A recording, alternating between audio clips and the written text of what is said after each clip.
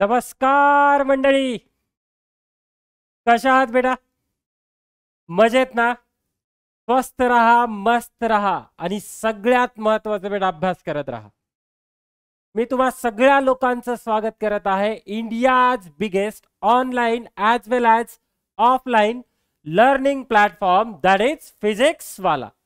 आणि मी आहे तुमचा फिजिक्स टीचर अनिकेत सर. आणि बेटा आज आपण पाहणार आहोत नवीन चॅप्टर दॅट इज ग्रॅव्हिटेशन. आतापर्यंत आपण इलेक्ट्रोस्टॅटिक पाहत होतो. We have completed the electrostatic. एक लेक्चर जे आपलं शेवटचं लेक्चर आहे बेटा, तिथं आपण इंटिग्रेशन बेस्ड क्वेश्चन सॉल्व कशा पद्धतीने करता येतात याच्याबद्दल चर्चा केलेली आहे. So that was the last lecture of the electrostatic. आणि आजपासून आपण ग्रॅव्हिटेशन हा चॅप्टर सुरू करतोय. बऱ्याच लोकांचं म्हणणं होतं की sir start with the gravitation. So here we go. आता आपण सुरू करतोय बेटा ग्रॅव्हिटेशन. तर या चॅप्टरमध्ये आपण काय पाहणार आहोत? तर या चॅप्टरमध्ये आपण बेटा दोन गोष्टी पाहणार आहोत. एक असेल केपलर्स लॉ आणि दुसरा असेल युनिव्हर्सल लॉ ऑफ ग्रॅव्हिटेशन. आणि या युनिव्हर्सल लॉ ऑफ ग्रॅव्हिटेशनचा आपण फक्त स्केलार फॉर्म या लेक्चरमध्ये कव्हर करण्याचा प्रयत्न करणार. Okay, now I will switch to the Hindi. तो it will be easy for the other student जिनको बेटा मराठी अच्छी तरह से समझ में नहीं आती. ओके, तो मैं बेटा देखो आप लोगों के कमेंट्स देखते रहता हूँ कि sir switch to Hindi, sir हमें हिंदी चाहिए, हमें सर मराठी समझ में नहीं आती. तो चलो बेटा, तो आप लोग देख सकते हो कि जो भी अपना इंट्रोडक्टरी पार्ट है मैंने उसे मराठी में रखा है because this is the Marathi channel. लेकिन स्टूडेंट के रिस्पॉन्स की वजह से जो भी अपना कंटेंट रहेगा ना बेटा, वो कंटेंट अपना पूरा हिंदी में चलेगा. मराठी स्टूडेंट को हिंदी अच्छी तरह से समझ में आती है बेटा, तो उनको भी कोई दिक्कत नहीं होनी चाहिए मेरे हिसाब से. ओके, तो आप लोग देख सकते हो कि कमेंट सेक्शन में बहुत सारे लोग बोलते हैं कि सर मराठी में करो, सर हिंदी में करो. नहीं बेटा, हमें सबको साथ में लेके चलना है, सबके बारे में सोचना है. तो हम हिंदी में ही कंटेंट को डिलीवर करने की कोशिश करेंगे. ओके, ठीक है. तो देखना बेटा, इस लेक्चर में हम क्या कवर करने वाले हैं. इस लेक्चर में हम केपलर के 3 लॉज कवर करने की कोशिश करेंगे और उसके बाद हम देखेंगे बेटा यूनिवर्सल लॉ ऑफ ग्रेविटेशन, जहां पे हम इसको पढ़ेंगे स्केलर फॉर्म में. इसको पढ़ेंगे बेटा सिर्फ स्केलर फॉर्म में. मतलब क्या है, जैसे देखना इलेक्ट्रोस्टैटिक में किया था हमने Coulomb's law in scalar form, Coulomb's law in vector form. Similarly हम इस ग्रेविटेशन के लॉ को भी इसी तरह से पढ़ने की कोशिश करेंगे. Okay, before to start with the chapter, हमें इसके बारे में कुछ हिस्ट्री भी पता होनी चाहिए. प्लैनेटरी मोशन के ऊपर कौन कौन लोग थे जिन्होंने काम किया था, किस तरह से काम किया था. तो देखना बेटा, अगर from the point of view of India देखा जाए तो सबसे पहले इसके ऊपर काम किया था आर्यभट्टा ने. ओके, तो आर्यभट्टा ने प्लैनेटरी मोशन को स्टडी किया था. इस मोशन में उसने उन्होंने अर्थ को, मून को और सन को या फिर इनके मोशन को समझने की कोशिश की थी. उन्होंने अपने बुक में, दैट इज आर्यभट्टिया ये नाम का जो बुक है, ओके, उसमें उन्होंने इसके बारे में हमें इंफॉर्मेशन दी है. तो उनका ये कहना था बेटा कि अर्थ रोटेट करती है about its own axis. Okay, ये तो रोटेट करती है उसके साथ में ये क्या कर रही है बेटा, तो the earth is rotating around the sun. ये सन के अराउंड सर्कुलर पाथ में रोटेट कर रही है. सिमिलरली अगर हम मून के बारे में देखें तो मून भी अराउंड द अर्थ रोटेट करने की कोशिश कर रहा. तो ये देखो, ये अराउंड 400 AD 450 AD के आसपास ये सारी चीजें बताई गई थी. उसके बाद देखो बेटा, तो गैलीलियो ने भी हमें कुछ चीजें बताई थी. गैलीलियो का क्या कहना था, उसका एक ऑब्जर्वेशन था. क्या ऑब्जर्वेशन था? अगर मैं ऑब्जेक्ट को किसी हाइट से छोड़ दूं तो ऑब्जेक्ट क्या होता है बेटा, अर्थ की तरफ खींचा चला आता है. अर्थ की तरफ वो खींचा चला आता है और इस ऑब्जेक्ट का जो एक्सेलरेशन रहेगा ना बेटा, उसका एक्सेलरेशन कांस्टेंट रहेगा. तो बेटा यही चीज गैलीलियो ने प्रैक्टिकली एक्सपेरिमेंट करके ही बता दी. तो वो बंदा चढ़ गया बेटा, कहाँ पे चढ़ गया, तो जो टावर है पीसा का उसके ऊपर चढ़ गया. उसने 2 ऑब्जेक्ट ले लिए, एक का मास अलग था, दूसरे का मास अलग था. दोनों को एक साथ ही नीचे छोड़ दिया. दोनों को एक साथ ही नीचे छोड़ने के बाद वहां पे क्या ऑब्जर्वेशन मिला, वहां पे ये ऑब्जर्वेशन मिला कि दोनों ऑब्जेक्ट सेम टाइम पे जमीन पे गिरे, दोनों ऑब्जेक्ट बेटा सेम टाइम पे जमीन पे गिरे। ओके, तो ये ऑब्जर्वेशन था गैलीलियो का। तो उसका ये मानना था कि अगर कोई भी ऑब्जेक्ट अगर हम किसी हाइट से छोड़ दे तो अर्थ उसे खींचने लगता है। ओके, तो बेटा ये चीज उसने बता दी, एक्सेलरेशन कांस्टेंट है। एक्सेलरेशन उसको कैलकुलेट करने नहीं आया, ये तो आगे जाके कैलकुलेट किया न्यूटन ने। ओके, ये जो ग्रेविटेशन का लॉ है, सबसे पहले तो केपलर्स ने प्लैनेटरी मोशन के लॉस दे दिए, उसके बाद इसके ऊपर काम किया, इसका प्रूफ दे दिया बेटा न्यूटन ने। तो देखो गैलीलियो ने काम किया, उसके बाद टाइको और केपलर इन दोनों ने काम किया। टाइको का काम था डेटा कलेक्ट करना, टाइको ने बहुत सारे एक्सपेरिमेंट करके डेटा कलेक्ट कर लिया था और इसको स्टडी किया बेटा केपलर ने, एक्सटेंसिव स्टडी की, ऑब्जर्वेशंस लिखे और रिजल्ट बताए। रिजल्ट यही रिजल्ट हम आज सीखते हैं, Kepler's law of planetary motion. Okay, तो इनका क्या कहना था? तो इनका भी वही कहना था जो आर्यभट्टा ने एक्सप्लेन किया था। हाँ, वो अलग चीज है, आर्यभट्टा ने खुद के बुक में पब्लिश किया था, इसीलिए उनको उसका क्रेडिट नहीं मिला। इनको क्रेडिट क्यों मिला? क्योंकि इन्होंने जो भी इंटरनेशनल कॉन्फ्रेंस है या फिर जर्नल्स है वहां पे इन्होंने अपना साइंटिफिक डेटा पब्लिश किया था, जिसकी वजह से यहाँ पे नाम दिया गया है और हम उसी हिसाब से पढ़ते हैं बेटा। ओके, ठीक, तो ये बोल दिया। अब न्यूटन ने इसका प्रूफ दे दिया। न्यूटन ने कहा कि बेटा यूनिवर्स में कोई भी ऑब्जेक्ट रहेगा ना, कितना भी बड़ा ऑब्जेक्ट होने दो, वो एक दूसरे को खींचने वाले हैं, और इस फोर्स को उसने नाम दिया बेटा ग्रेविटेशनल फोर्स। समझ में आ रहा है? तो यही सारी चीजें हम इस चैप्टर में सीखने की कोशिश करेंगे। अब न्यूटन ने यहाँ पे एक चीज भी बता दी, ये जो ग्रेविटेशनल फोर्स है ना, ये बहुत ही वीक फोर्स है। अगर हम फंडामेंटल फोर्सेस जो नेचर में है, हमने देखा था बेटा लॉज ऑफ मोशन में अलग अलग फंडामेंटल फोर्सेस देखे थे, अगर मैं उनको उनके साथ ग्रेविटेशनल फोर्स को कंपेयर करने की कोशिश करें तो ये बहुत ही वीक है। It is around 10 to the power -39 times, तो ये बहुत ही वीक है। लेकिन बेटा ये फोर्स है, इसका रेंज अगर देखा जाए तो बेटा इसका रेंज इनफाइनाइट है। इसका रेंज इनफाइनाइट है, मतलब एक ऑब्जेक्ट यहाँ पे और दूसरा ऑब्जेक्ट बहुत दूर है, दूसरा ऑब्जेक्ट बहुत दूर है, लेकिन उन दोनों के बीच में एक अट्रैक्टिव फोर्स रहेगा और इसी फोर्स को ग्रेविटेशनल फोर्स कहा जाता है। ओके, तो ये सारी चीजें आगे जाके न्यूटन ने बता दिया। न्यूटन ने उसका एक्सेलरेशन भी कैलकुलेट कर लिया, और जिसे हम बोलते हैं बेटा एक्सेलरेशन ड्यू टू ग्रेविटी। तो चलो हम शुरू करते हैं with the first part, that is Kepler's first law, and this law is called as a law of orbit. अब इनका क्या कहना था? तो बेटा इनका ये कहना है, all planets move in elliptical orbit around the sun with the sun at the one of the foci of the ellipse. तो बेटा देखो ये इलिप्स है, ये जो दिखाई दे रहा है ना आप लोगों को ये डायग्राम, तो इसे कहा जाता है बेटा इलिप्स। तो अब ये भी समझ लेना, जैसे मेरे पास स्ट्रेट लाइन का इक्वेशन है, क्या है बेटा स्ट्रेट लाइन का इक्वेशन? तो हम बोलते हैं sir y is equal to mx plus C. Okay, C is the intercept, या फिर y minus y1 is equal to x minus x1 plus C, कुछ इस तरह से भी एक इक्वेशन होता है। तो इक्वेशन है जय। अब शेप्स देखना, सर्कल का इक्वेशन होता है, मैं बोल सकता हूँ सर्कल का इक्वेशन रहेगा बेटा x square plus Y square is equal to a square. यहाँ पे ए क्या है? A is the radius of the circle. तो जो भी हमें ज्योमेट्री दिखाई देती है या फिर जो भी डायग्राम होता है ना, मैं उसका इक्वेशन ऑब्टेन कर सकता हूँ। सिमिलरली इस डायग्राम को कहा जाता है बेटा इलिप्स, इस डायग्राम को कहा जाएगा इलिप्स, और इसका इक्वेशन होगा X square by A square plus Y square by B square is equal to 1। ये कुछ इस तरह से इसका इक्वेशन होता है। This is the equation of the ellipse. अब ये जो इलिप्स है, इस इलिप्स में बेटा दो फोकस होते हैं, इस इलिप्स में दो फोकस होते हैं। अब दो फोकस किस तरह से, तो इसको उसी तरह से डिफाइन किया गया है, मैं इसके ज्यादा डिटेल में नहीं जाऊंगा, ये सारी चीज आप लोग मैथमेटिक्स में सीखोगे। मुझे यहाँ पे क्या याद रखना है, इलिप्स है, इलिप्स का इक्वेशन ये है, इसके पास दो फोकस होते हैं। और अब देखना सन जो है, सन कभी अब ये ऑब्जर्वर के ऊपर है, सन को कहां पे लेना है, इस फोकस के ऊपर लेना है या इस फोकस के ऊपर लेना है। सन इन दोनों में से किसी फोकस के ऊपर रहेगा।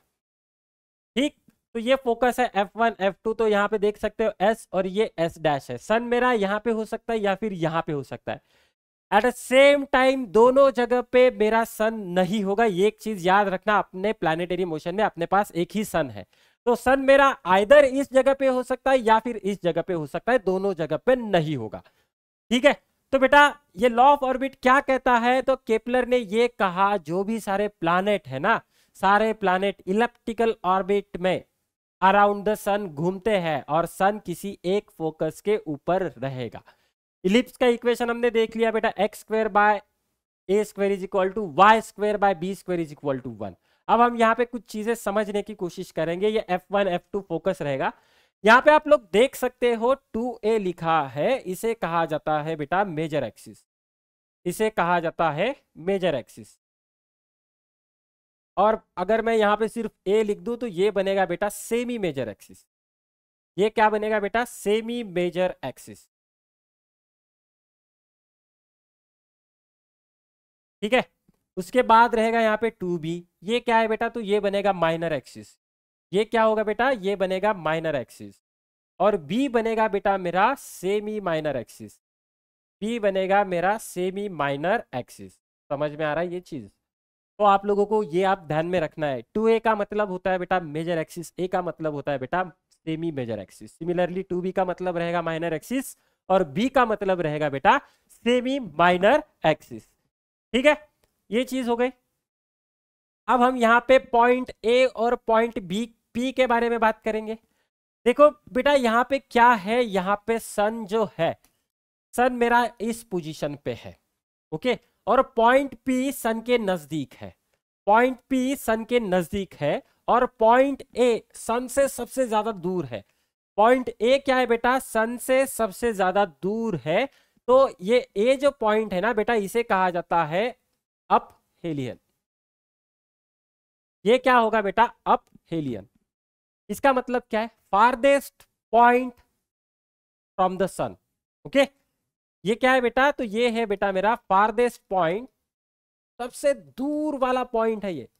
कहां से, सन से, farthest point from the sun. Similarly अगर देखा जाए तो पी को बोला जाता है बेटा पेरीहेलियन, पी को बोला जाएगा पेरीहेलियन। अगर मैं कहीं पे स्पेलिंग मिस्टेक कर दूं ना बेटा, तो उसे इग्नोर करना, गड़बड़ी में हो सकता है कहीं पे, अभी तो मुझे लगता है कहीं पे नहीं हुआ है, लेकिन हो सकता है स्पेलिंग मिस्टेक हो सकता है, कैलकुलेशन एरर हो सकता है। अगर कैलकुलेशन एरर होता है तो आप कमेंट सेक्शन में बोल सकते हो, लेकिन स्पेलिंग मिस्टेक को बेटा यहाँ पे बोलने की जरूरत है नहीं। हम यहाँ पे क्या पढ़ रहे हैं, हम यहाँ पे फिजिक्स पढ़ने की कोशिश कर रहे हैं बेटा, हम यहाँ पे इंग्लिश पढ़ने की कोशिश नहीं कर रहे। तो बेटा भावनाओं को समझो, समझ में आ रहा है, कॉन्सेप्ट को समझने की कोशिश करो, स्पेलिंग को समझने की कोशिश नहीं करना हमें। ठीक, तो पेरीहेलियन, पेरीहेलियन मतलब क्या है, ये सबसे नजदीक वाला पॉइंट रहेगा, दैट इज नियरेस्ट पॉइंट। ये क्या है बेटा, नियरेस्ट पॉइंट कहां से है, सन से, नियरेस्ट पॉइंट सन से। इसका दूसरा नाम भी है एपोजी और पेरीजी। अगर आपने मिशन मंगल ये मूवी देखा होगा, वहां पे एनिमेशन जब वो दिखाता है तब वहां पे ये सारी चीजें की जाती है। हम कहाँ से शूट करते हैं, अभी कल ही देखा जाए तो चंद्रयान 3 भी लैंड हो चुका है। सबके लिए बेटा एक बार तालियां होनी चाहिए उन साइंटिस्ट लोगों के लिए जो पिछले 4 या फिर पिछले 8 साल से मेहनत कर रहे हैं बेटा, सबके लिए एक बार तालियां हो जाए। सबको हमारी तरफ से, पीडब्ल्यू फैमिली की तरफ से कॉन्ग्रेचुलेशंस बेटा, आपकी तरफ से भी कॉन्ग्रेचुलेशंस। अगर आप ये वीडियो देख रहे हो तो आप लोग अभी क्लैप कर सकते हैं, 1-2 बार क्लैप कर लो और मन में ही बोलना बेटा हिप हिप हुर्रे, मन में ही बोलना बेटा हिप हिप हुर्रे उनके लिए जिन्होंने पिछले 4 साल से मेहनत की है और इंडिया को ऐसा देश बनाया है जो नॉर्थ पोल पे पहली बार उतरा है। समझ में आ रहा है, तो अब ये चीजें उसी के साथ कुछ हम रिलेट कर सकते हैं। अगर आपको ये पेरीहेलियन, पेरीहेलियन को बोला जाएगा बेटा पेरीजी, अप हेलियन को बोला जाता है बेटा एपोजी। ओके, तो ये क्यों बता रहा हूं, क्योंकि मिशन मार्स ये जो मूवी है ना, कुछ समय पहले आई थी, वहां पे बहुत अच्छा एनिमेशन दिखाया गया है। अगर आप मूवीज देखते हो तो बेटा आप लोगों को वहां पे वो क्लिक हुआ होगा कि ये चीज वहां पे हो चुकी है। Okay, so this is regarding the law of orbit. ये क्या है, मेरा लॉ ऑफ ऑर्बिट है। आगे बढ़ते, आगे रहेगा बेटा केपलर सेकंड लॉ। इसे कहा जाता है लॉ ऑफ एरिया, इसे कहा जाएगा बेटा लॉ ऑफ एरिया। अब ये लॉ क्या कहता है, तो लॉ का स्टेटमेंट देखना, the lines that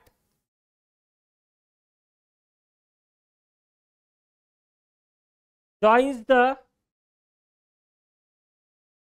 planet or the surface of the planet, the lines that joins the planet or the surface of the planet sweeps equal area sweeps equal area in equal interval of time, in equal interval of time। तो this is the statement. मतलब क्या है बेटा, तो आप लोग यहाँ पे देख सकते हो, यहाँ पे दो लाइन दिखाई दे रहे हैं, मतलब मेरा प्लैनेट कुछ इस तरह से होगा, मतलब मेरा प्लैनेट कुछ इस तरह से होगा। अब ये सन के बहुत नजदीक है, मैंने दो लाइंस यहाँ पे ज्वाइन कर लिए। Okay, the lines that joins the planet sweeps equal area in equal interval of time. इसी को बेटा मैं दूसरे तरीके से भी लिख सकता हूं। दूसरा स्टेटमेंट क्या है बेटा, areal velocity, areal velocity is constant, areal velocity is constant. इसी स्टेटमेंट का अल्टरनेटिव स्टेटमेंट बेटा, एरियल वेलोसिटी क्या है, कांस्टेंट वेलोसिटी, एरियल वेलोसिटी। तो मैं यहां पे लिख सकता हूं dA by dt is equal to constant, dA by dt is equal to constant, या फिर सिंपल टर्म्स में एरिया बाय टाइम, ये जो रेशियो रहेगा ना बेटा ये हमेशा कांस्टेंट रहेगा, ये जो रेशियो रहेगा ना बेटा ये हमेशा कांस्टेंट रहेगा। अब इसका मतलब क्या है, तो अगर मैं यहां पे एरिया, देखो बेटा अगर मैं इसको शेड करने की कोशिश करूं, ये वाला एरिया और ये वाला एरिया, ये टोटल एरिया इसी टाइम में कवर, एक ही सेम टाइम में कवर किया जाएगा। ये जो टोटल एरिया दिखाई दे रहा है ना, ये टोटल एरिया सेम टाइम में ही कवर किया जाएगा। Areal velocity is constant. या फिर देखना ये पॉइंट P है, मतलब ये दूर वाला पॉइंट है, यहाँ पे प्लैनेट है। जब प्लैनेट सन से दूर होगा, जब प्लैनेट सन से दूर होगा तो वो बेटा स्लो चलने की कोशिश करेगा। वो क्या करेगा, वो स्लो चलने की कोशिश करेगा। समझ में आ रहा है। लेकिन ऑन द अदर हैंड जब प्लैनेट सन के नजदीक होगा ना तो उसकी वेलोसिटी ज्यादा होगी, उसकी एरियल वेलोसिटी क्या होगी बेटा, ज्यादा होगी। याद रखना, जब ये दूर होता है तो वो स्लो चलने की कोशिश करता है, जब ये नजदीक होता है ना बेटा वो जल्दी जल्दी भागने की कोशिश करता है। तो ये सिंपल वाला तरीका है इसको समझने का। सो this is the Kepler second law. Okay, अब देखना ये जो सेकंड लॉ है ना, ये लॉ किसके ऊपर बेस्ड है, तो ये बेस्ड है एंगुलर मोमेंटम कंजर्वेशन। ये किसके ऊपर बेस्ड है बेटा, तो it is based on angular momentum conservation, it is based on angular momentum conservation. तो बेटा यहां पे एंगुलर मोमेंटम कंजर्व होता है, यहां पे एंगुलर मोमेंटम कंजर्व होता है। अब सन के बीच में और प्लैनेट के बीच में जो भी फोर्स है ना, ये फोर्स किस तरह से एक्ट होने वाला है, ये फोर्स देखा जाए, this force will act along the line joining the centre of two objects.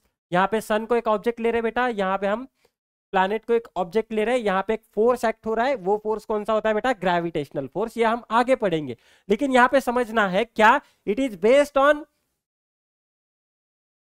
Angular momentum conservation, it is based on angular momentum conservation. तो यहां से मुझे एक चीज समझ में आती है, एंगुलर मोमेंटम कंजर्व कब होता है, जब मेरा फोर्स सेंट्रल फोर्स हो, जब मेरा फोर्स सेंट्रल फोर्स हो। सेंट्रल फोर्स का मतलब क्या है, the force which acts along the line joining the centres of two object.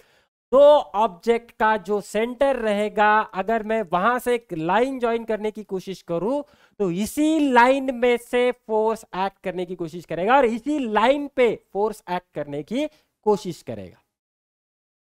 ठीक, तो ये है बेटा केपलर सेकंड लॉ, जिसे कहा जाता है लॉ ऑफ ऑर्बिट। फिर से रिपीट कर देता हूं।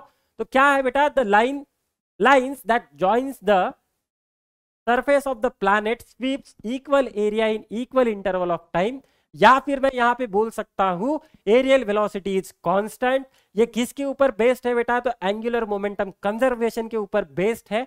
ओके, या फिर ये कॉन्सिक्वेंस है इसका। हम यहाँ पे बोल सकते हैं। और यहाँ पे ये जो फोर्स है ग्रेविटेशनल फोर्स, ये किस तरह का फोर्स है बेटा? तो ये सेंट्रल फोर्स है। ग्रेविटेशनल फोर्स किस तरह से बेटा? तो ये एक सेंट्रल फोर्स है। ओके, तो देखो बेटा हम यहाँ पे इसका प्रूफ समझने की कोशिश करेंगे या फिर इस लॉ को हम प्रूव करने की कोशिश करेंगे। मुझे क्या प्रूव करना है बेटा? तो मुझे यहाँ पे एरियल वेलोसिटी कांस्टेंट होती है, ये प्रूव करना है। ठीक है, तो चलो बेटा हम यहाँ पे एक डायग्राम बना लेते हैं अच्छी सी कड़क वाली। समझना, ये अपना इलिप्स है कुछ इस तरह से, सेम डायग्राम है जो हमने अभी यूज किया था। तो मुझे यहाँ पे semi major axis minor axis दोनों निकालने होंगे, sorry major axis minor axis दोनों निकालने होंगे। तो ये होगा बेटा अपना मेजर एक्सिस तरह से,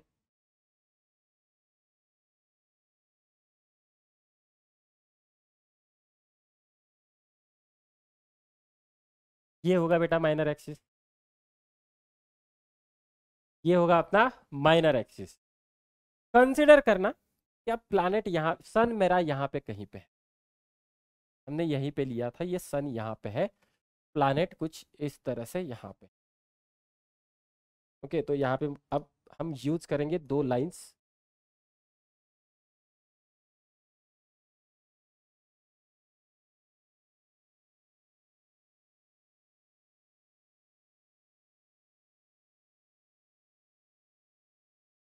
ठीक है, ये कुछ इस तरह से होगा।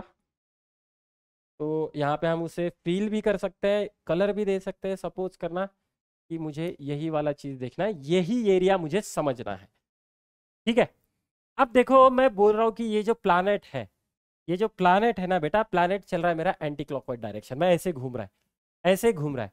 अगर ऐसे घूम रहा है तो उसके पास लीनियर वेलोसिटी होगी। तो हमने एक चीज सीखी है, अगर मुझे कर्व सरफेस पे लीनियर वेलोसिटी का डायरेक्शन निकालना है तो हम क्या करते हैं बेटा? वहां पे हम टेंजेंट ड्रॉ करते हैं। तो यहाँ पे भी हम वही करेंगे, हम यहाँ पे एक टेंजेंट ड्रॉ करेंगे। तो प्लैनेट है तो ये पॉइंट पी है बेटा अपना। नहीं, हम काम कर लेते हैं, इसको कुछ अलग नाम देते हैं क्योंकि मुझे मोमेंटम का भी सिंबल यहाँ पे यूज करना है। सपोज करना है ये जो प्लैनेट है ना बेटा, तो मैं इसको मान लेता हूँ ये प्लैनेट है बी। अब मुझे इस बी पॉइंट पे एक साइड, सॉरी ये प्लैनेट का एक साइड है जो पॉइंट बी मैं यहाँ पे दिखा रहा हूँ, टोटल प्लैनेट मेरा यहाँ पे है कुछ इस तरह से। अब मुझे बी पॉइंट पे वेलोसिटी का डायरेक्शन ड्रॉ करना है। तो मुझे करना क्या पड़ेगा बेटा? उस कर्व को एक टैंजेंट ड्रॉ करना पड़ेगा। तो देखो बेटा ये जो टैंजेंट होगा कुछ इस तरह से होगा, ये टैंजेंट कुछ इस तरह से होगा। तो this is the direction of velocity. ये क्या है? तो एक वेलोसिटी है, वेलोसिटी मेरी इस डायरेक्शन में होगी। अब जिस डायरेक्शन में वेलोसिटी होती है बेटा, उसी डायरेक्शन में लीनियर मोमेंटम भी होना चाहिए। तो लीनियर मोमेंटम का डायरेक्शन देखो बेटा, लीनियर मोमेंटम का डायरेक्शन भी कुछ इस तरह से होगा, लीनियर मोमेंटम का डायरेक्शन भी कुछ इस तरह से होगा। तो लीनियर मोमेंटम हम रिप्रेजेंट करते हैं स्मॉल पी से, लीनियर मोमेंटम हम रिप्रेजेंट करते हैं बेटा स्मॉल पी से। ओके, मुझे करना क्या है बेटा? मुझे यहाँ पे इसका एरिया कैलकुलेट करना है। मुझे करना क्या है? यहाँ पे इसका एरिया कैलकुलेट करना है। ठीक है, अगर मैं यहाँ पे मान लू, क्या मानने वाला हूं देखना, consider a very small time interval, consider a very small time interval. एक हम छोटा सा टाइम इंटरवल कंसिडर करने वाले, डेल्टा टी। हमने क्या किया बेटा? इतुसा इतुसा टाइम इंटरवल कंसिडर किया और उसका नाम क्या है बेटा? डेल्टा टी टाइम इंटरवल है। अगर ये टाइम इंटरवल बहुत छोटा है, अगर ये टाइम इंटरवल बहुत छोटा है तो बेटा ये जो पोर्शन है ना यहाँ पे, ये जो पोर्शन है, अब देखना डेल्टा टी टाइम है उसके पास वेलोसिटी है, डेल्टा टी टाइम है उसके पास वेलोसिटी है। तो बेटा इस टाइम में वो डिस्टेंस कितना कवर करेगा? इस टाइम में वो डिस्टेंस कवर कितना करेगा? तो मैं यहाँ पे लिख सकता हूँ डिस्टेंस कवर, मैं यहाँ पे लिख सकता हूँ, देखना क्या, डिस्टेंस कवर्ड, समझ लो बेटा इसे, distance covered in delta T time with velocity v, with velocity v। तो बेटा ये डिस्टेंस कितना होगा? तो ये डिस्टेंस होगा बेटा मेरा v into delta T, v into delta T. अब मैं इसे स्ट्रेट लाइन ले सकता हूं। क्योंकि टाइम इंटरवल मैंने बहुत ही छोटा कंसिडर किया है, तो आप लोग यहाँ पे देख सकते हो कि ये कर्व जो है ज्यादा कर्व है नहीं, इसको हम स्ट्रेट लाइन ले सकते हैं बेटा, इसको हम स्ट्रेट लाइन ले सकते हैं कुछ इस तरह से, ये इस तरह से स्ट्रेट लाइन होगा। तो बेटा ये ऑलमोस्ट राइट एंगल ट्राइंगल बन रहा है। ये क्या बन रहा है बेटा, यहाँ पे एक राइट एंगल ट्राइंगल बन रहा है। ओके, तो अगर छोटा डिस्टेंस है, मतलब एक जो है, देखो बेटा ये यहाँ पे हम परपेंडिकुलर ले सकते हैं, यहाँ पे क्या ले सकते हैं हम, परपेंडिकुलर ले सकते हैं। देखो ब्लैक कलर से मैं ड्रॉ कर रहा हूं, I hope it is visible. तो मैं वहां पे एक परपेंडिकुलर ले सकता हूं। अब मुझे एरिया ऑफ ट्रायंगल निकालना है। अब मुझे क्या करना है बेटा, एरिया ऑफ ट्रायंगल निकालना है। एरिया ऑफ ट्रायंगल निकालने के लिए अब हम यहाँ पे वेक्टर का यूज करेंगे। तो सबसे पहले मैं यहाँ पे एक पोजीशन वेक्टर भी ड्रॉ कर लेता हूँ। पोजीशन वेक्टर ऑफ प्लैनेट कहाँ से, position vector of planet from the sun. Sun से अगर देखा जाए तो बेटा एक वेक्टर होगा पोजीशन वेक्टर। कंसीडर करना कि ये जो पोजीशन वेक्टर है ये आर वेक्टर है। तो इन शॉर्ट ये क्या है बेटा, ट्राइंगल का बेस है। इन शॉर्ट ये क्या है, ट्राइंगल का बेस है। और यहाँ पे एक वेक्टर दिखाई दे रहा है displacement vector, that is distance covered. और ये जो डिस्प्लेसमेंट वेक्टर है, ये जो डिस्प्लेसमेंट वेक्टर है कुछ इस डायरेक्शन में, अपवर्ड डायरेक्शन में। तो छोटे टाइम इंटरवल में छोटा एरिया में कैलकुलेट कर सकता हूं, that is delta A is equal to area of triangle कितना होता है, half base into height. Area of triangle is equal to half base into height. अब मुझे इसे लिखना है सिर्फ क्रॉस प्रोडक्ट में, तो मैं यहां पे लिख सकता हूं half R cross V delta T, R cross V delta T, क्योंकि ये डिस्प्लेसमेंट है। क्योंकि ये क्या है बेटा, यहाँ पे एक डिस्प्लेसमेंट है। समझ में आ रहा है, समझ में आ रहा है। यहाँ पे मुझे क्या मिला, तो देखो बेटा R cross V is equal to delta T मिला। तो मैं काम कर लेता हूँ, इस डेल्टा टी को इधर लेके आता हूँ।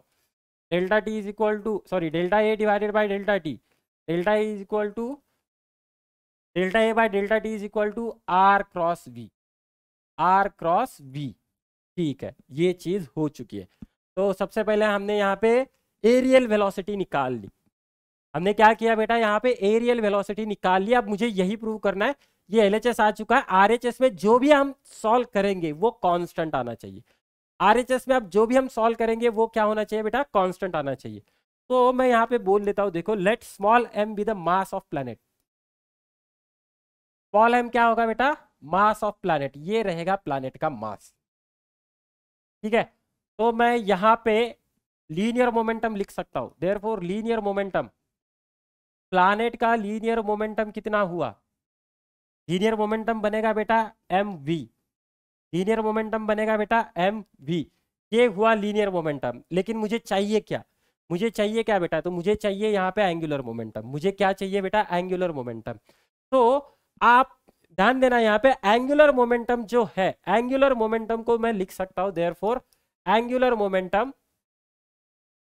फॉर्मूला अगर पता नहीं तो बेटा याद रखना पड़ेगा हमें, ये वाला formula, angular momentum will be equal to L, ये भी एक वेक्टर होगा, that vector is equal to R cross P, that vector is equal to R cross P. ठीक है, अगर ये आर क्रॉस पी है तो पी की जगह पे मैं क्या लिख सकता हूँ, पी की जगह पे मैं क्या लिख सकता हूँ बेटा, तो पी की जगह पे मैं लिख सकता हूँ एम इंटू वी। पी की जगह पे मैं क्या लिख सकता हूँ, एम इंटू वी। एम को साइड में ले लो, कोई फर्क नहीं पड़ने वाला। मुझे मिलेगा M in bracket R cross V, मुझे मिलेगा M in bracket R cross V. मुझे क्या चाहिए बेटा, आर क्रॉस वी चाहिए। मुझे क्या चाहिए बेटा, आर क्रॉस वी चाहिए। ठीक है, तो मैं इस एम को इधर भेज देता हूं, तो मुझे मिलेगा L vector divided by M is equal to R cross we.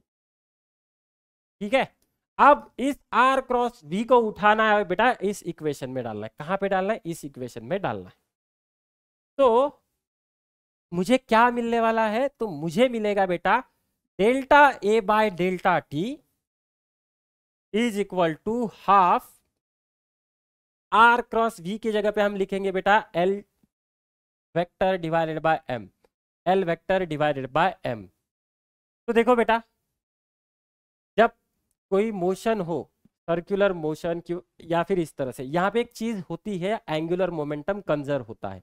ये जो लॉ है ना, यहाँ पे मुझे ये समझना है कि यहाँ पे एंगुलर मोमेंटम कंजर्व हो रहा है। एंगुलर मोमेंटम कंजर्व हो रहा है, इसका मतलब क्या, तो बेटा ये जो टर्म है ना, ये जो मुझे मिला है एल डिवाइडेड बाय 2m, तो ये एल बन जाएगा बेटा मेरा कांस्टेंट।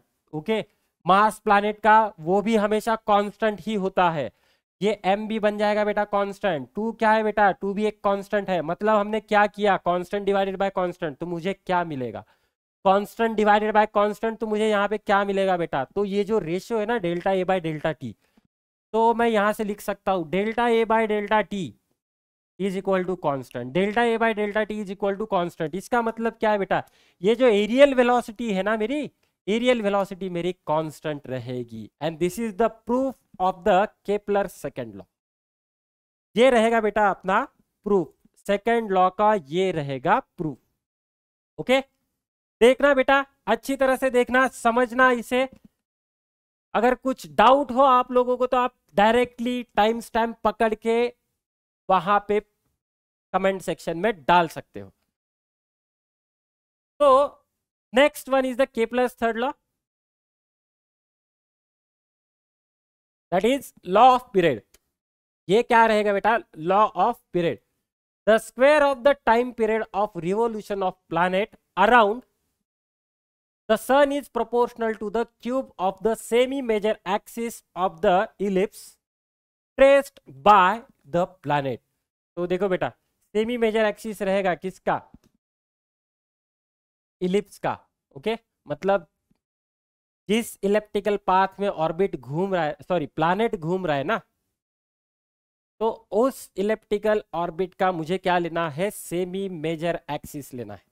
मुझे क्या लेना है बेटा, सेमी मेजर एक्सिस। और ये क्या बोल रहा है, time period square is directly proportional to A cube. Time period square is directly proportional to A cube. तो ये चीज है, this law is called as a Kepler's third law. अब देखो मैथमेटिकली हम कुछ इस तरह से इसे लिख सकते हैं, T1 by T2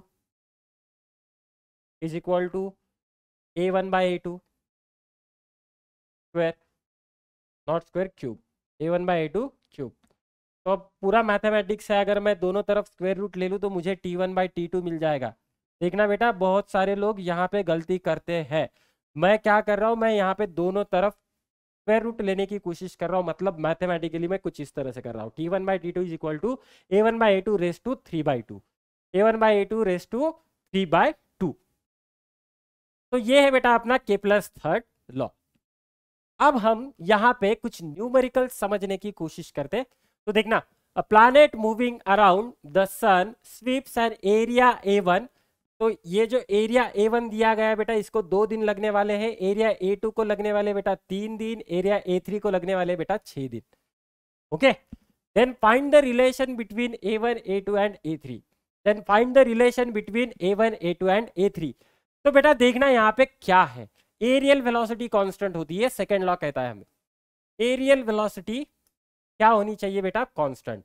aerial velocity मेरी कांस्टेंट होनी चाहिए, that means ratio of area divided by time is going to be constant. अगर ये रेशियो कांस्टेंट है तो हमने देखा है, हमने 8, 9, 10 में ये सारी चीजें सीखी है। मैं क्या लिख सकता हूँ, A1 by T1 must be equal to A2 by T2 and this must be equal to A3 by T3। ठीक है, अब मुझे दिया है T1, T2, T3, तो बेटा ये है T1, ये है T2, नंबर ऑफ डेज दिए गए हैं तो डायरेक्टली ले सकते हैं, कुछ प्रॉब्लम है नहीं। तो इनकी वैल्यूज यहाँ पे रख देना। T1 कितना है बेटा, A1 बाई 2, T2 कितना है बेटा, ये है बेटा 3, और ये कितना है, तो ये है बेटा 6। अगर मैं सबको 6 से मल्टीप्लाई कर दूं तो मुझे कितना मिलेगा, मुझे क्या करना है बेटा, देखो सबको 6 से मल्टीप्लाई करेंगे तब मुझे रिलेशन मिलेगा। तो ये मिलेगा 6A1 by 2 must be equal to 6A2 by 3 must be equal to 6A3 by 6। तो यहाँ पे हम कर सकते हैं कैलकुलेशन, तो मुझे यहाँ पे रिलेशन मिलेगा। तो रिलेशन क्या मिल रहा है बेटा, 3A1 must be equal to 2A2 must be equal to A3। तो this is the relation between A1, A2, A3। ये रहेगा relation between A1, A2 and A3। ठीक है, चलो नेक्स्ट आगे बढ़ते हैं बेटा। तो यहाँ पे भी कुछ ऐसा ही क्वेश्चन है। The figure shows elliptical orbit of planet P. ठीक है, ये प्लैनेट है, इसका इलेप्टिकल ऑर्बिट ये चल रहा है बेटा क्लॉकवाइज डायरेक्शन में। चलो okay, about the sun S, the shaded area CSD। यहाँ पे आप लोग देख सकते हो जो शेडेड एरिया है CSD, ठीक है, it's twice the shaded area ASB। तो एरिया मैं यहाँ पे लिख सकता हूँ, मैं यहाँ पे क्या लिख सकता हूँ, area CSD is equal to twice area ASB। जो दिया है हम उसे लिखने की कोशिश कर रहे हैं। If T1 is the time taken by the planet to move from C to D, तो देखो बेटा C से D तक जाने के लिए टाइम कितना है, T1 है। Okay, and T2 is the time to move from A to B, A to B तक जाने के लिए टाइम दिया गया बेटा T2। Determine the ratio of T1 by T2, determine the ratio of T1 by T2। तो T1 और T2 का रेशियो हमें पूछा गया है, तो इसका मतलब क्या है, मुझे फिर से वही वाली चीज यूज करनी है, A by T must be equal to constant. तो सपोज करना कि ये मैं इसको ले रहा हूँ A1, इसको लेने वाला हूँ बेटा A2। ठीक है, तो मैं यहाँ पे लिख सकता हूँ A1 by A2 not A2, A1 by T1 is equal to A2 by T2।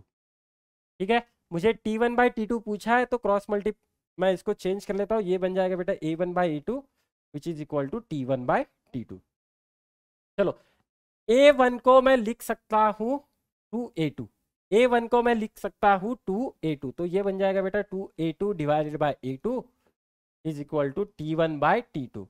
तो A2 कैंसिल, मुझे मिला बेटा T1 by T2 is equal to 2:1, T1 by T2 is equal to 2:1। So this is the ratio और the value of T1 by T2। Answer is 2:1।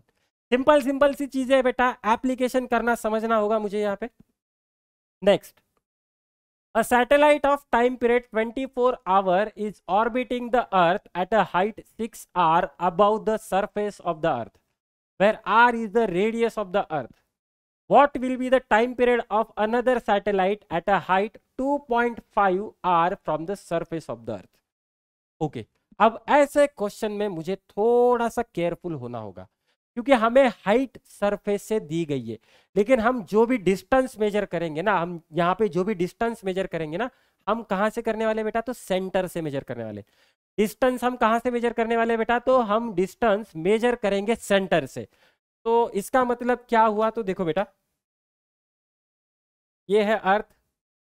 Okay, first case में देखना, first case में क्या है, तो हाइट कितना दिया गया है सरफेस से, तो ये 6r हाइट दिया गया है।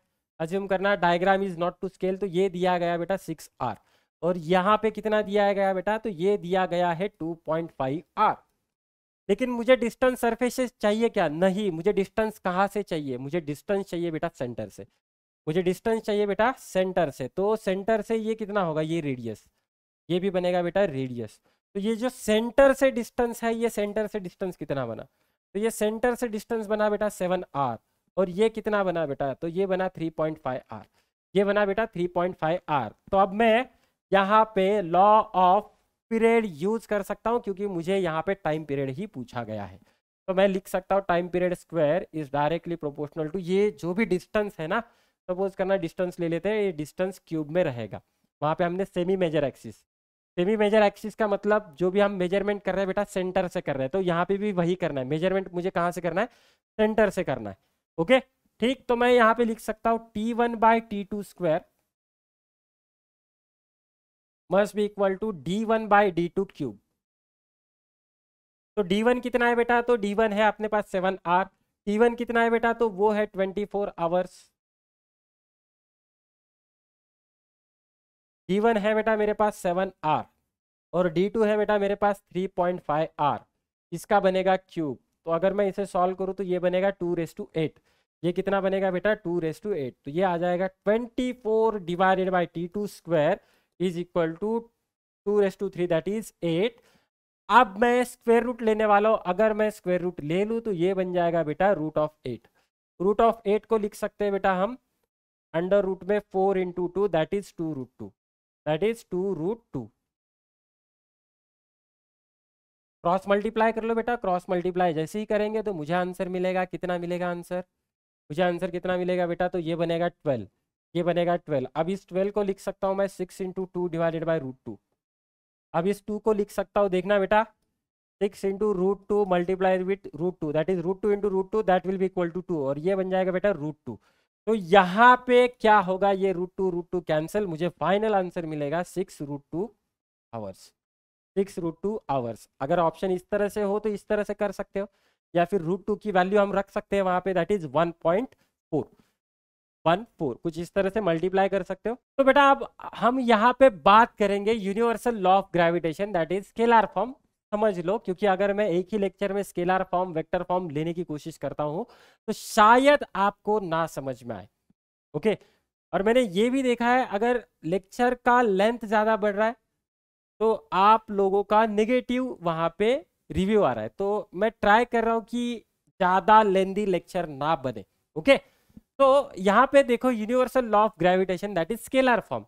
तो अब ये क्या कहता है? द फोर्स और हर एक पार्टिकल, पहले इसे समझने की कोशिश करते हैं। ये आप लोगों ने सीखा है, 10th में आप लोगों को हुआ है। यूनिवर्सल लॉ ऑफ ग्रेविटेशन क्या है? The force of attraction between one type of a matter and another type of a matter is directly proportional to the product of their masses and inversely proportional to the square of the distance between them. Okay, समझ में आ रहा है? समझ में आ रहा है ये चीज? तो अगर मैं यहाँ पे ले लूं, अगर मैं यहाँ पे कुछ इस तरह से दो ऑब्जेक्ट या फिर दो मासेस ले लूं या फिर दो पार्टिकल्स ले लूं, ये रहेगा बेटा m1, ये रहेगा बेटा m2। ओके, ये रहेगा m1, ये रहेगा m2। इन दोनों के बीच में कंसीडर करना कि डिस्टेंस है r, इन दोनों के बीच में डिस्टेंस है बेटा r। तो यूनिवर्सल लॉ ऑफ ग्रेविटेशन क्या कहता है? इन दोनों के बीच में फोर्स है, और ये फोर्स किस तरह से है? याद रखना, ये फोर्स है अट्रैक्टिव। तो force of attraction, the force of attraction between two particles. Simple लिखने की कोशिश करते हैं हम, यहाँ पे टेक्स्ट बुक वाला स्टेटमेंट में नहीं यूज कर रहा। अगर आप ये भी लिख देते हो कुछ प्रॉब्लम नहीं होगा। The force of attraction between two particles is directly proportional, is directly proportional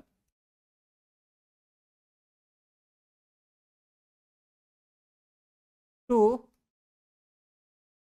product of masses. यहाँ पे दो मासेस है तो उनका प्रोडक्ट मुझे लेना पड़ेगा, and inversely proportional, and inversely proportional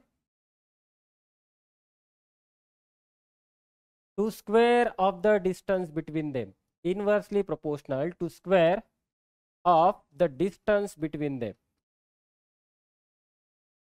distance between them।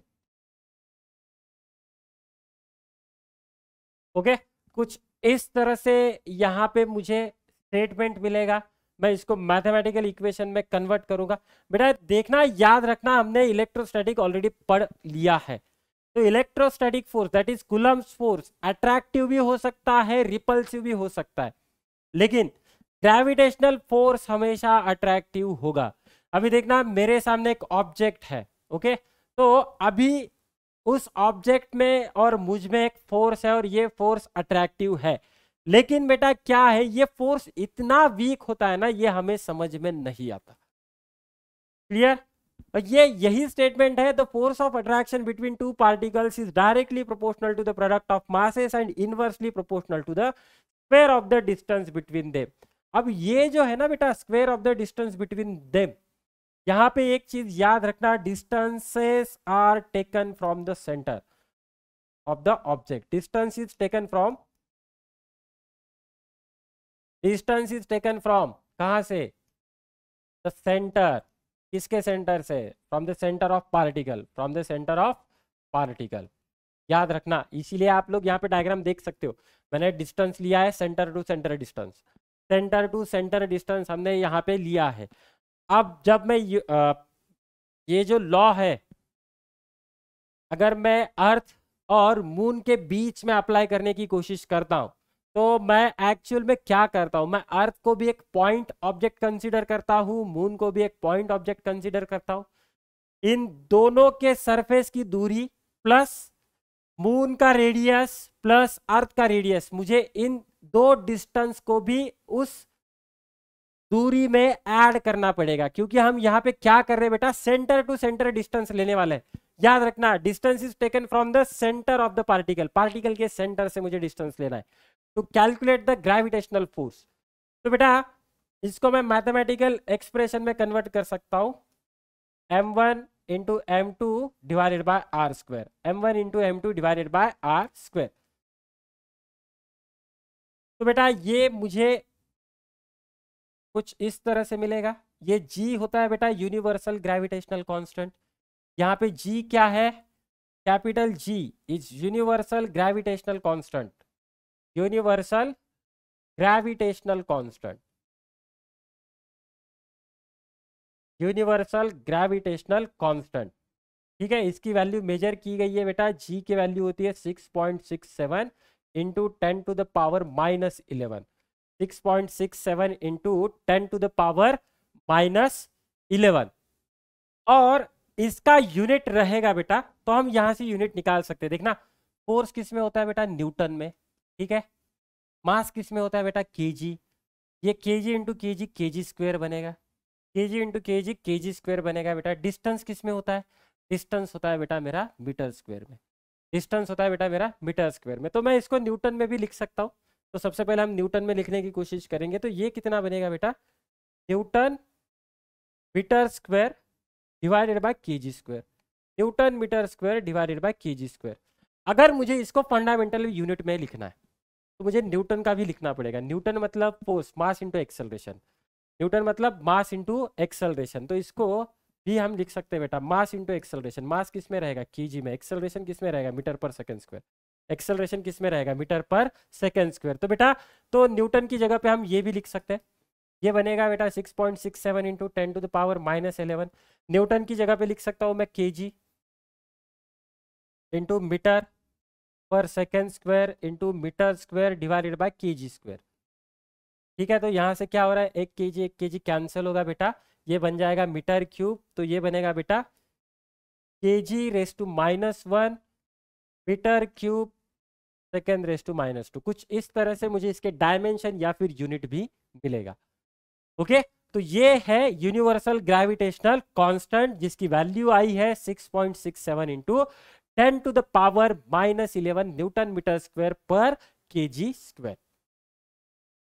तो this is the scalar form of the universal law of gravitation. अब देखना, ये जो लॉ है ना बेटा, ये किसी मीडियम के ऊपर या फिर ये जो फोर्स है ग्रेविटेशनल फोर्स किसी मीडियम के ऊपर डिपेंड नहीं करता।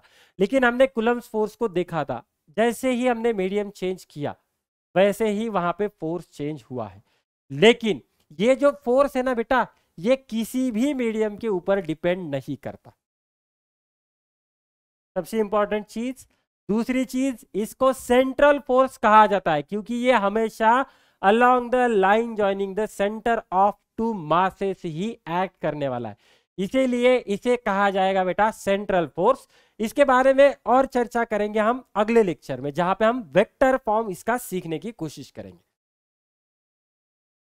तो अब हम इसके ऊपर कुछ न्यूमेरिकल करने की कोशिश करते हैं। तो देखना, two heavy particles of masses 40 kg and 60 kg attracts each other with a force 4 into 10 to the power -4, और g की वैल्यू हमें यहाँ पे दी गई है। Calculate the distance between them. तो बेटा स्ट्रेट फॉरवर्ड क्वेश्चन है,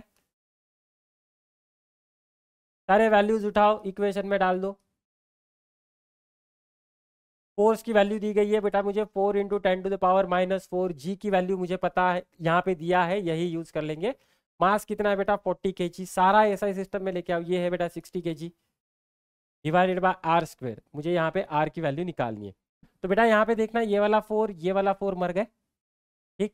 आर स्क्वायर में इधर लेके आऊंगा, यहाँ पे भी देखना ये -4, ये बेटा बनेगा -7, ये बनेगा -7। तो आर स्क्वायर इधर लेके आओ, r square is equal to यहाँ पे कितना रहा 6 इंटू ये बेटा बना 10 टू द पावर -7, और ये बन रहा है मेरा यहाँ पे 600। ये कितना बन रहा है बेटा 600 बन रहा है। तो 2 0 यहाँ पे मर गए, 6 into 6 10 to the power -5 r square. अगर मैं स्क्वायर रूट ले लूँ तो मुझे कितना मिलेगा बेटा, तो इसको हम कुछ इस तरह से लिख सकते हैं। देखना, ये बनेगा 36, चलो स्क्वायर ले लेते हैं, ये बनेगा 10 to the power -4 divided by 10। Square root लेना है मुझे। अगर मैं स्क्वायर रूट ले लूँ तो स्क्वायर रूट लेने के बाद कुछ इस तरह से बनेगा, under root of 36 into 10⁻⁻4 divided by 10।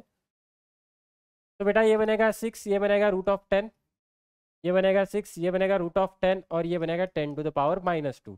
तो रूट 10 को हम लेते हैं बेटा ऑलमोस्ट 3.1 या फिर 3.2 के आसपास ले सकते हो। अप्रोक्सीमेटली देखा जाए तो ये बनेगा ट्वाइस इंटू 10⁻⁻2, ट्वाइस इंटू 10⁻⁻2। तो ये मुझे कितना दे रहा है बेटा, 2 centimetre. Distance around, not exact calculation, लेकिन अराउंड 2 सेंटीमीटर ये मुझे आंसर देगा। मैंने यहाँ पे अप्रोक्सीमेट कैलकुलेशन किया। अगर एग्जैक्ट कैलकुलेशन करना है तो मैं कैलकुलेटर का यूज कर सकता हूँ। बहुत सारे लोग बोलते हैं कि सर आप कैलकुलेटर मत यूज करो, आप हमें कैसे पता चले। ओके बेटा, तो देखो मैंने यहाँ पे अप्रोक्सीमेट कैलकुलेशन किया है। अगर मैं एग्जैक्ट कैलकुलेशन करने की कोशिश करूँ तो ये कितना मिलेगा, तो बेटा ये मिलेगा मुझे अंडर रूट में कितना है बेटा, 36 डिवाइडेड बाई 10। तो it is around 1.89, it is around 1.89, जो कि हमने अप्रोक्सीमेशन किया है लगभग उसके आसपास ही ये आंसर आने वाला है। ओके नेक्स्ट देखो बेटा, दो पार्टिकल्स है A and B having the masses m and 4m, ठीक है, respectively are kept at a distance of 2.73 metre apart. Another small particle of mass m is to be placed so that the net gravitational force on it is 0. तो net gravitational force कितना होना चाहिए बेटा, 0 होना चाहिए। What will be its distance from the object A. तो system क्या है वो समझ लो बेटा, सिस्टम क्या है ये समझ लो कि यहाँ पे एक ऑब्जेक्ट है ए, यहाँ पे है बी, इसका मास है बेटा m, यहाँ पे है 4m। अब हम क्या करने वाले, एक छोटा ऑब्जेक्ट लेने वाले या फिर छोटी बॉडी लेने वाले जिसका मास है बेटा स्मॉल m, जिसका मास है स्मॉल m। मैं क्या करने वाला हूं, अब देखना a और b के बीच में दूरी दी गई है मुझे 2.73। देखो ये बहुत ही ऑड नंबर है यहाँ पे, तो कैलकुलेशन शायद मेरे हेक्टिक बन सकते हैं क्योंकि होल नंबर नहीं है, 2.73 है। लेकिन यहाँ पे एक चीज समझ में आ रही है, मैं इसे 3 से तो डिवाइड कर ही सकता हूँ, ठीक है। What will be its distance from body A. तो मुझे क्या करना है, इस m को ऐसे जगह पे रखना है सो दैट इस m के ऊपर इसके वजह से फोर्स और इसके वजह से फोर्स, नेट फोर्स मेरा 0 आना चाहिए, नेट फोर्स मेरा 0 आना चाहिए। तो सपोज करना मैंने इस स्मॉल m को x डिस्टेंस पे रखा है a से, तो बेटा ये डिस्टेंस कितना हुआ, तो ये डिस्टेंस बना मेरा कुछ इस तरह से 2.73 माइनस एक्स। ये डिस्टेंस कितना बना, 2.73 माइनस एक्स। अगर ऐसा है, ऐसा क्वेश्चन है तो बेटा याद रखना ए की वजह से फोर्स इसके ऊपर और बी की वजह से फोर्स इसके ऊपर इक्वल होना चाहिए, तब जाके नेट फोर्स 0 होता है। ओके, तो मैं दोनों का फोर्स निकाल सकता हूं कुछ इस तरह से, G capital M into small m divided by x square must balance with the force due to B on small m, that is equal to G 4m small m divided by 2.73 minus x whole square, 2.73 minus x whole square. तो यहाँ पे ये G cancel, ये G cancel, capital M cancel, small m cancel, मतलब मुझे कितना मिला बेटा, 1/x square is equal to 4 divided by 2.73 minus x उसका स्क्वायर। अगर मैं स्क्वायर रूट ले लूँ तो बेटा मुझे मिल जाएगा 1/x is equal to 2 divided by 2.73 minus x, 2.73 minus x. तो क्रॉस मल्टीप्लाई कर लो, अगर मैं क्रॉस मल्टीप्लाई करता हूँ 2.73 minus x is equal to 2x, तो मुझे क्या मिलने वाला है बेटा, देखना 2.73 is equal to 2x plus x. तो आंसर कितना आ रहा है, ये 3x। तो x is equal to 2.73 divided by 3। So answer मुझे मिलेगा बेटा 0.91। आंसर कितना मिलेगा बेटा, 0.91। मतलब मुझे इसको कहाँ पे रखना है, A से 0.91 मीटर तक रखना है, जब तब जाके उन दोनों के बीच में नेट फोर्स मेरा 0 आता है। नेक्स्ट,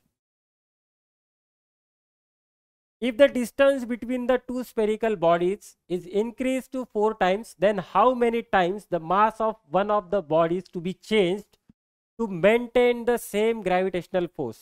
क्वेश्चन का समझ लो बेटा, मुझे करना क्या है, if the distance between the two spherical bodies is increased, ठीक है, सबसे पहले तो स्फेरिकल बॉडीज लेने पड़ेंगे बेटा,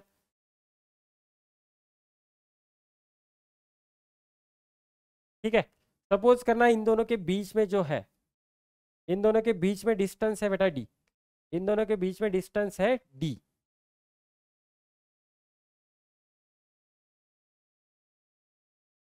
ठीक। सपोज करना इसका मास है बेटा m1, इसका मास है बेटा m2, इसका मास है m1, इसका मास है m2, तो इनके वजह से मुझे एक फोर्स मिलेगा, that force is equal to g m1 m2 divided by d square. तो सबसे पहले सिस्टम को समझ लेते हैं, सेंटर से डिस्टेंस ले रहे हैं हम। अब क्या होने वाला है बेटा, अब ये डिस्टेंस हमें इंक्रीज करना है, डिस्टेंस कितना करना है हमें, 4d करना है, डिस्टेंस मुझे करना है बेटा 4d टाइम्स, ठीक है।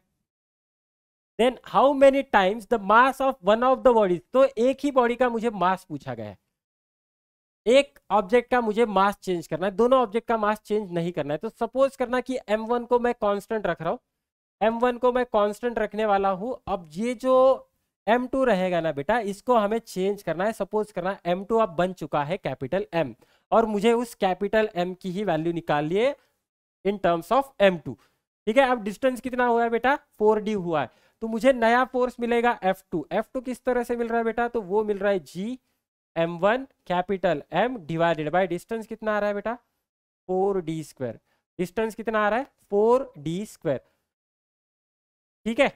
अब देखो अगर मैं इन दोनों का रेशियो ले लेता हूं, अगर मैं इन दोनों का रेशियो ले लेता हूं तो m1 कैंसल, g कैंसल, ये 4d स्क्वायर ऊपर चला जाएगा, ये f1 है, ये f2 है, 4d स्क्वायर ऊपर चला गया बेटा, ये बना 16d स्क्वायर, नीचे कितना है, नीचे कितना है d स्क्वायर, तो ये कैंसिल हुआ, नीचे कितना आ रहा है बेटा d स्क्वायर, तो f2 मुझे मिलेगा, f2 कितना मिल रहा है, f2 is 16 times of f1, sorry f2 is equal to f1 by 16, f2 is equal to f1 by 16।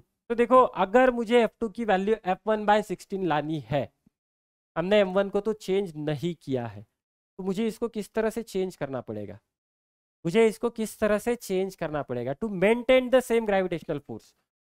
Okay, तो बेटा हमने यहाँ पे गलत किया है, मुझे ग्रेविटेशनल फोर्स सेम रखना है, ठीक, मुझे ग्रेविटेशनल फोर्स सेम रखना है बेटा, फिर से लिख देता हूँ, मुझे लगा रेशो पूछा गया है, मैंने आगे क्वेश्चन पढ़ा नहीं, तो फिर से F1 देखना, इनिशियल फोर्स जैसे हमने किया था g m1 m2 bye d square, और मुझे F2 मिला है, F2 कितना मिला है बेटा, g m1 capital M divided by 4d square.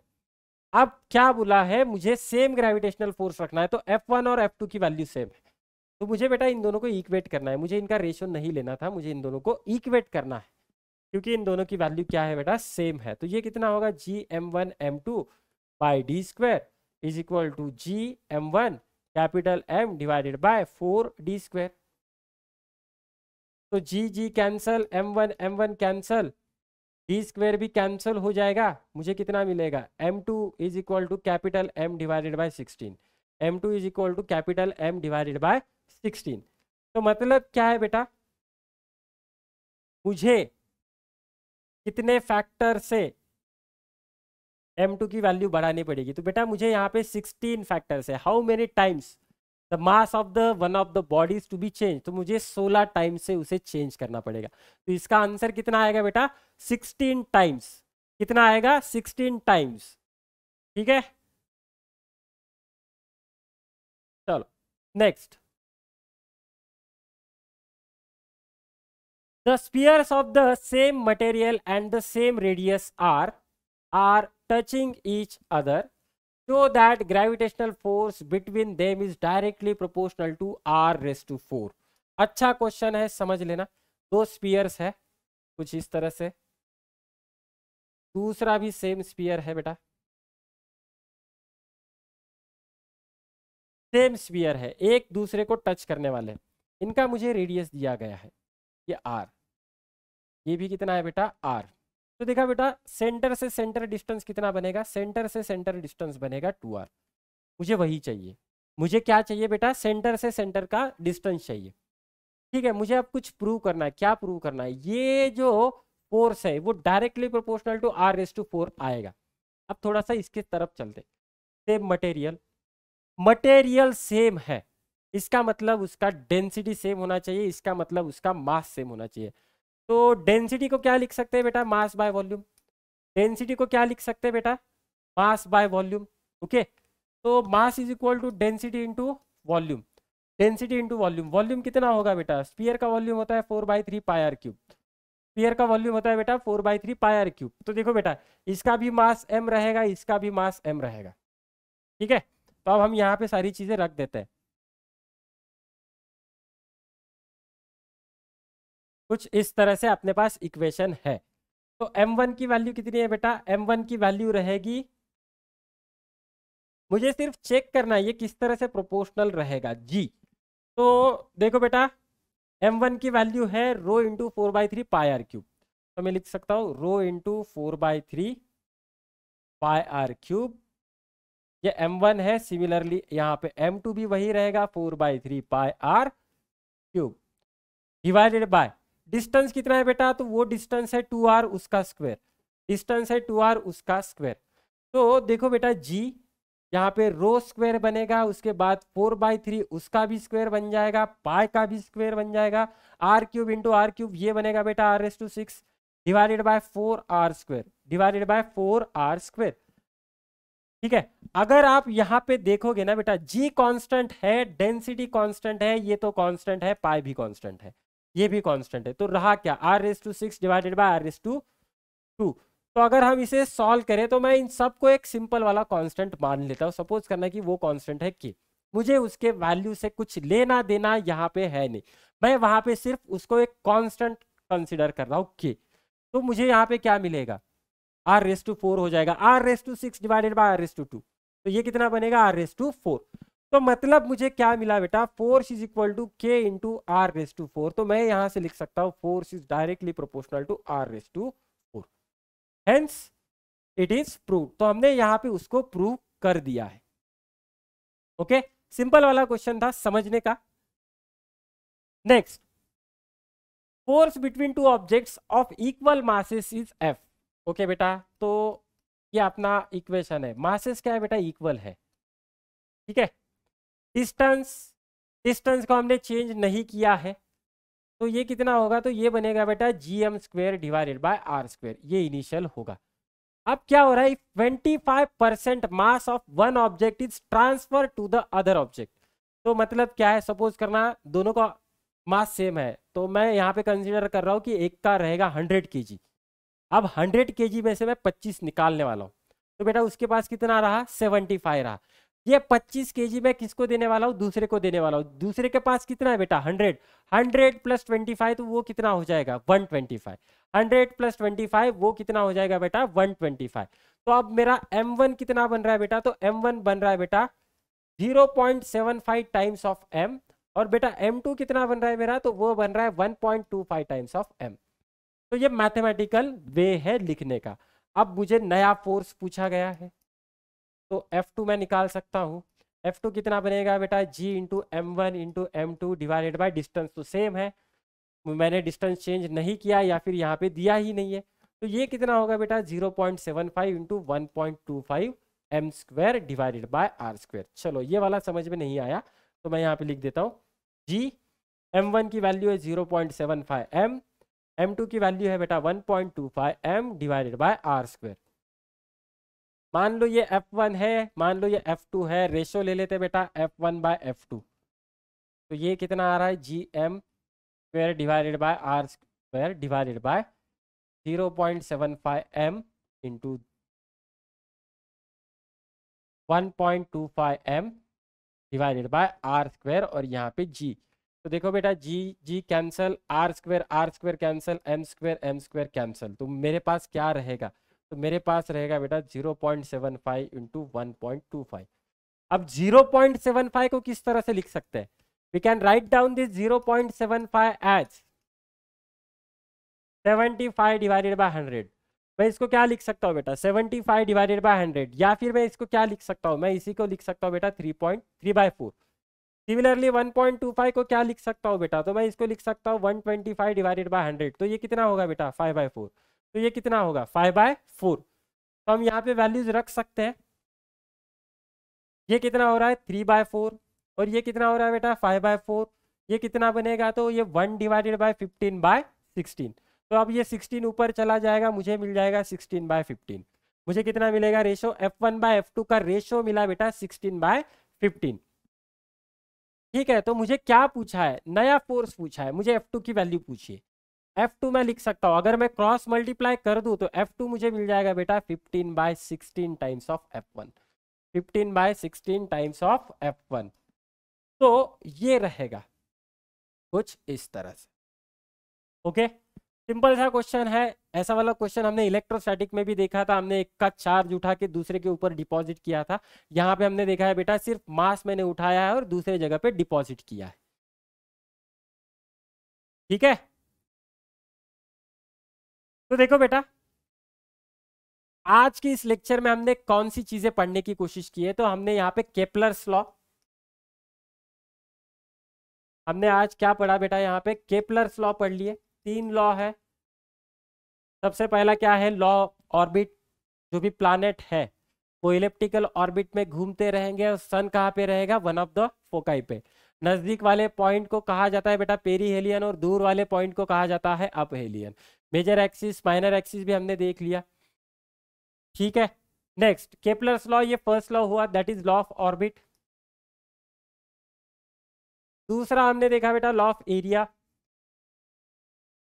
इसका मतलब क्या है, यहाँ पे एरियल वेलोसिटी मेरी कांस्टेंट होती है, एरियल वेलोसिटी मेरी कांस्टेंट होती है। The line that joins the planet sweeps equal area in equal interval of time. तो ये किसके ऊपर बेस्ड है बेटा, तो ये कंजर्वेशन ऑफ एंगुलर मोमेंटम के ऊपर बेस्ड है। और जो भी ग्रेविटेशनल फोर्स है that force has to be the central force. Okay, तो वो फोर्स वहां पे मेरा सेंट्रल फोर्स होता है। तो this is the second law. और दूसरा है बेटा मेरा law of period, sorry last वाला है law of period. Law of period क्या बोलता है बेटा, time period square is directly proportional to A cube, time period square is directly proportional to A cube. ये 3 चीजें हमने देखी, इसके ऊपर हमने कुछ न्यूमेरिकल सॉल्व करने की कोशिश की। और हमने देखा बेटा universal law of gravitation, universal law of gravitation. ठीक है, हमने ये वाली भी चीज आज देखी है। अब ये लॉ क्या कहता है, तो ये हमें पता है, force is directly proportional to the product of masses and inversely proportional to the square of the distance between them. यहाँ पे एक प्रोपोर्शनैलिटी कांस्टेंट आता है जिसकी वैल्यू होती है बेटा 6.67 into 10 to the power -11 newton metre square पर kg square, newton metre square पर केजी स्क्वायर। कुछ इस तरह से मुझे ये वैल्यू यहाँ पे मिलती है।